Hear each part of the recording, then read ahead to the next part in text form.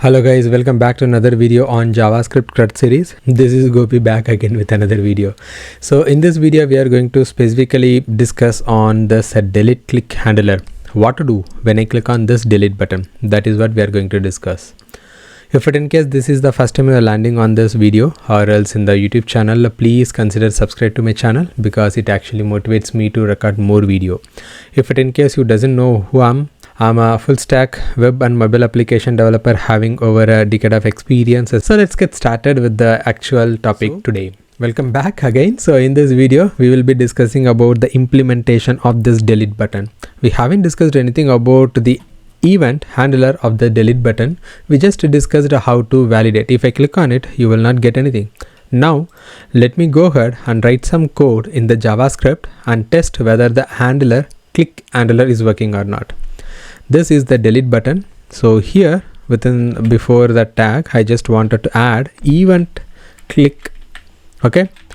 So now what I do is I just write some code. You can write it like this or else you can just, I just keep it separate like delete handler.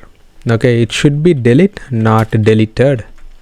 Delete handler. I can just copy this and create a new method. Let me paste it like this, constant, then arrow.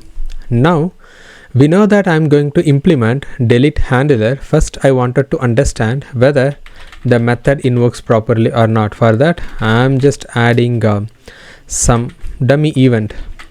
So once it is refreshed, so we can see that the content get recorded now. If I click on this delete button, you should obviously getting the clicked event. Yes, it is working as expected. Now it is time to get the parameter.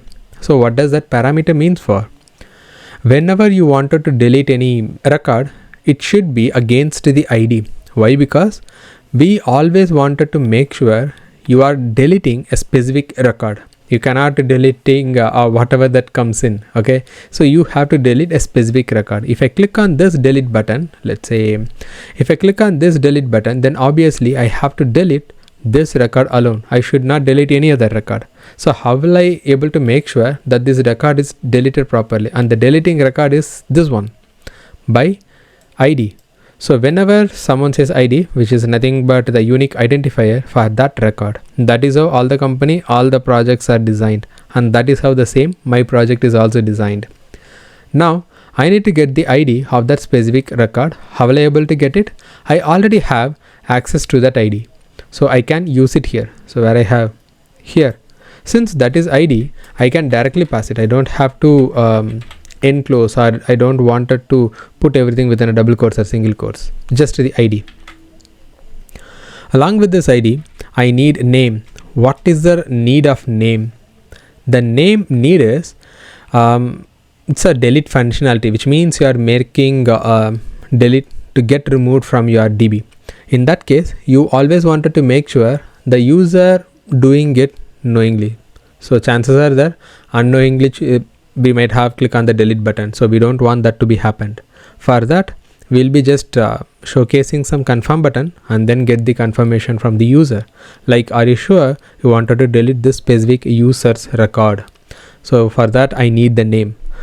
I can even show that with ID, but we all know that ID is kind of a unique identifier. I cannot able to remember everyone's ID, but name I could. That's why. So dollar and then the curly braces x.name. Everything within map. So I have access to the same variable. So now I have access to the ID and then the name. To test that, I'll be adding ID, name here respectively, and then I'll be just alert the same. Now let me click on this Pradeep record. If I click on that delete, and I'll be able to see get deleted because this is not running in server. I'm just have to refresh that. So once I click on refresh, it requires some time to load it. If I click on delete, you can say I'm getting 15.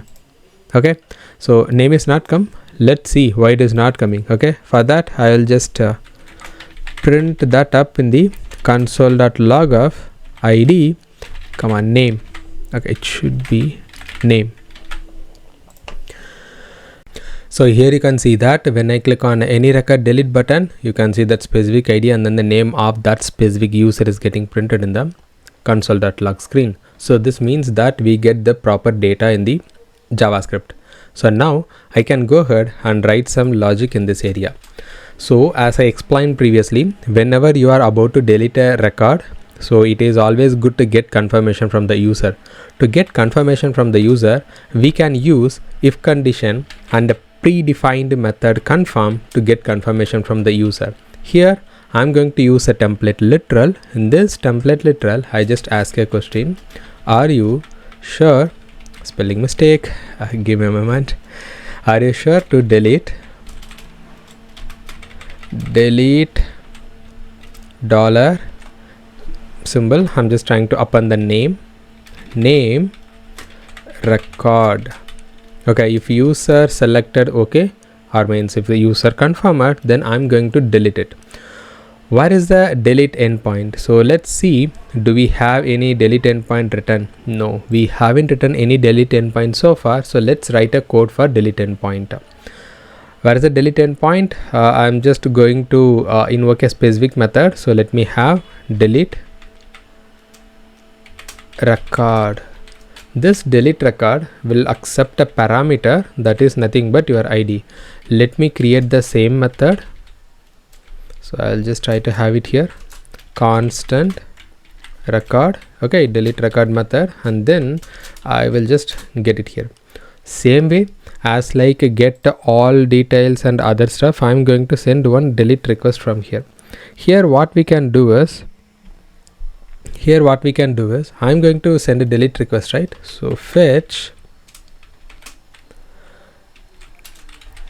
template literal dollar, and within that we should have a base URL, and then I should have API, and then I should append the ID, which ID that I'm going to delete. Okay, that is what the ID represents.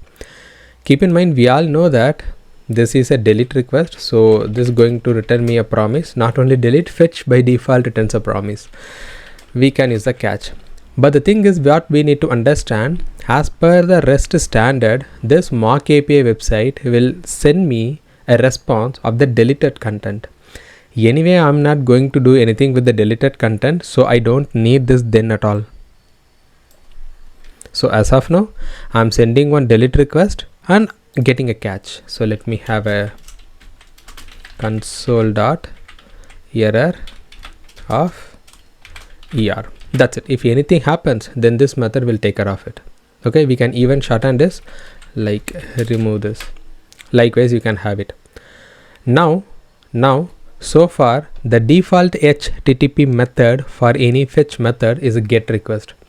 Here you can see that I know I'm going to delete a specific record, but this fetch method doesn't know what operation it is. By default, it considers it as a get. Since I'm sending get request to this endpoint, I'll be getting that specific record. The record will not get deleted. What should I do? I have to append a body, the request details here. What am I going to do? That is nothing but your method. The method is delete. Now we can able to execute the delete functionality.